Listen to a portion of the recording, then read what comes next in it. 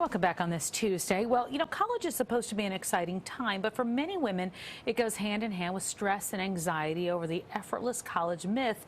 That's the expectation to be fit, to be beautiful, smart, popular. Our next guest was on a mission to educate women and their parents about the issue. Please welcome with me Caralena Peterson to the show, and thanks so much for being with us this afternoon. Thank you for having me. I'm thrilled to be here. So let's talk about it. You first encountered effortless perfection as a college student yourself. How did that myth present itself to you? I was identified in high school as a sort of golden girl through various awards and expectations. But then, I went off to college thinking, okay, I'm on the ultimate path to success here. But by my sophomore year, I had a eating disorder. By my junior year, I was experiencing anxiety attacks. And by my senior year, I had a major depressive episode.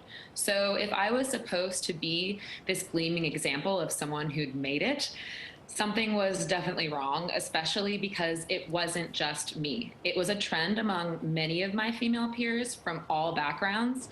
Effortless perfection definitely does not discriminate.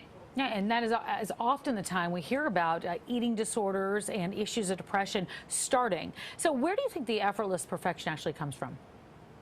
Certainly there's pressure from our families and communities, but I think that surprisingly, the majority of the pressure comes from within ourselves. Perfectionism gets written off as this superficial cliche that's all about upholding flawless appearances when it's really a maladaptive coping mechanism. It's how people with anxiety attempt to cope with their intense need for control and fear of uncertainty. Instead of facing our fears, we try to compartmentalize them within walls made of leadership titles and compliments. All right, but there's also the external factors of other people. So who do you think puts the pressure on college women, and why do they do that? Well, there's pressure from our male peers to look and act a certain way. There's pressure that we put on each other. There's the immense pressure of I need to get into a really good college in the first place. And then after that, it's this ongoing, ladder of, okay, and then I have to get this great job, and then I have to do X, Y, and Z, and it never really ends.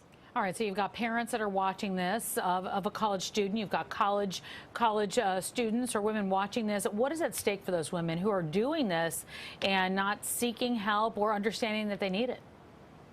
A lot is at stake. Statistically, today's female undergrads leave college with less self-esteem than they came in with, while our male peers leave with more.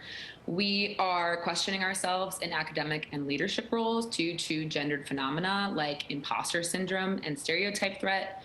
10 to 20% of us develop eating disorders during our college years. We're twice as likely as our male peers to experience depressive episodes. And nobody is catching on because it's all hidden beneath this gilded front of effortless perfection. All right, so let's give people signs that parents, friends, teachers, other people in their support group can look out for. Yes, so there's three major things I recommend looking out for. The first is inflexible thinking. So she has one vision for what success looks like and has a really hard time accepting alternative approaches to her goals.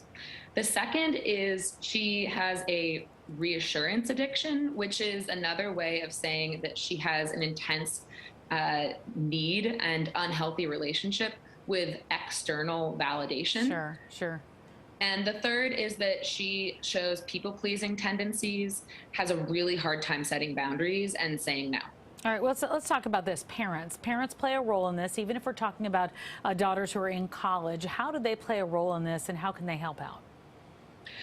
I recommend seeking to open lines of communication instead of trying to force some big intervention. It's really about planting those seeds, showing that you're a safe space to share and unload.